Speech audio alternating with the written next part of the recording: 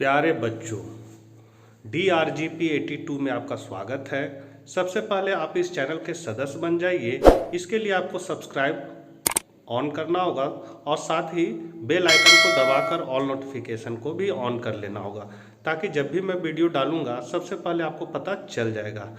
उसके बाद आपको चैनल के प्लेलिस्ट में जाकर जो विषय का आपको सब्जेक्टिव चाहे ऑब्जेक्टिव क्वेश्चन देखना हो आप उसको देख सकते हैं। चैनल के प्लेलिस्ट में मैंने विभिन्न विषयों के सब्जेक्टिव और ऑब्जेक्टिव क्वेश्चन को बता रखा है। इस वीडियो में आज हम लोग भूगोल के ऑब्जेक्टिव क्वेश्चन को देखेंगे। इसके पहले भी मैंने ऑब्जेक्टिव क्वेश्चन बताया है, लेकिन और भी महत्वपूर्ण क्वेश्चन जो परीक्षा उपयोगी है आप लोगों को बता रहा हूं और आगे भी बताता रहूंगा। शुरू करने से पहले आपसे निवेदन है कि चैनल को जरूर सब्सक्राइब करें। तो चलिए हम लोग आज कुछ नया सीखते हैं। प्यारे बच्चों, इस क्वेश्चन का जो मॉडल सेट है इसका हम लोग नाम देंगे geography objective question model set 2। इसके पहले मैंने मॉडल सेट 1 को कंप्लीट कराया है। आज हम लोग सेट 2 में देखेंगे। इसमें आपका पहला क्वेश्चन है, कालाहारी मरुस्थल में कौन सी जनजाति निवास करती है? तो हो जाएगा बुशमैन। नव निश्चयवाद के प्रवर्तक कौन है? तो टेलर। निम्न में से कौन सबसे महत्वपूर्ण जूट उत्पादक क्षेत्र है? तो गंगा डेल्टा। मेगानगर की जनसंख्या कितनी है? तो 50 लाख से अधिक। फरीदाबाद किस राज्य का एक शहर है? उत्तर प्रदेश। गेहूं की खेती के लिए आदर्श तापमान कितना होना चाहिए? तो 10 डिग्री सेल्सियस से 20 डिग्री सेल्सियस। सरदार सरोवर परियोजना किस नदी पर है? नर्मदा नदी। बाबा बुदन पहाड़ी है कर्नाटक में। कौन सा शहर तमिलनाडु का मैनचेस्टर कहलाता है? तो कोयम्बटूर। एशियन कहाँ है? तो रूस में। चावल धान की खेती संबंधित है? तो रोपण कृषि से। किस पर्वत पर ऊटी पर्यटक केंद्र अवस्थित है? तो विंध्य। किस नगरीय क्षेत्र में प्रवासी जनसंख्या का अंश सर्वाधिक है? तो मुंबई। जल अभाव वाले क्षेत्रों में किस प्रकार की बस्तियां पाई जाती है? तो प्रकीर्ण। खरीफ फसल की कृषि ऋतु क्या है? तो सितंबर से जनवरी। बिस्कुट उद्योग किस प्रकार के उद्योग से संबंधित है? तो उपभोक्ता। वायु स्रोतीकरण सहायक है? तो हो जाएगा इनमें से सभी, मतलब इनमें दस्ता सुधारने में, कीमतों को घटाने में, विकासशील देशों में रोजगार बढ़ाने में। बालाघाट मैंगनीज क्षेत्र किस राज्य में स्थित है? छत्तीसगढ़। मणिपाल सॉफ्टवेयर तकनीकी पार्क कहाँ है? सिक्किम में।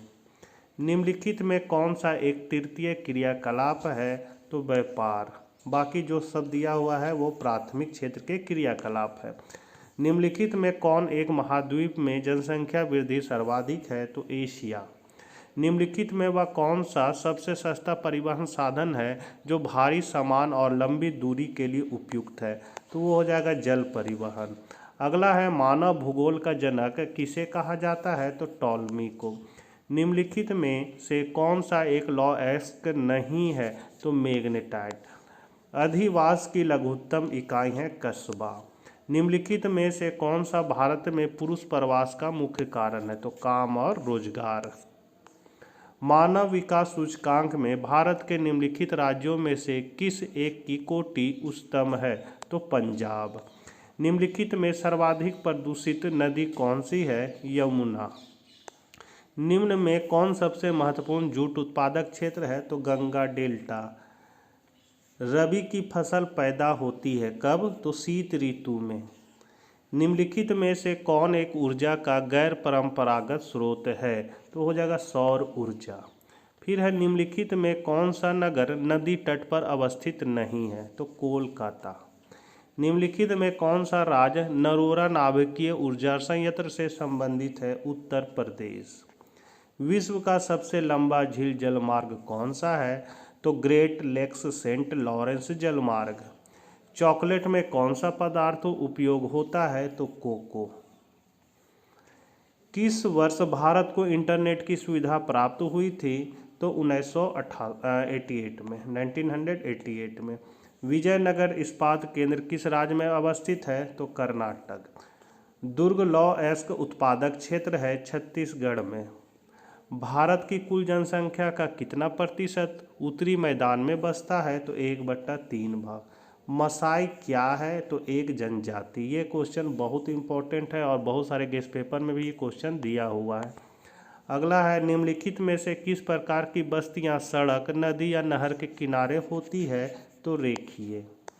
निम्न में कौन एक जनसंख्या परिवर्तन के कारक नहीं है? तो आवास। निम्न में से कौन प्राचीन नगर है? पटना। निम्नलिखित में कौन सा एक चतुर्थ क्रियाकलाप है? तो विश्वविद्यालयी अध्यापन। फिर प्रतिकर्ष और अपकर्ष कारक उत्तरदायी है? तो प्रवास के लिए। वर्ष 2010-11 में निम्नलिखित में कौन भारत का सबसे बड़ा व्यापारिक भागीदार था? तो संयुक्त राज्य अमेरिका।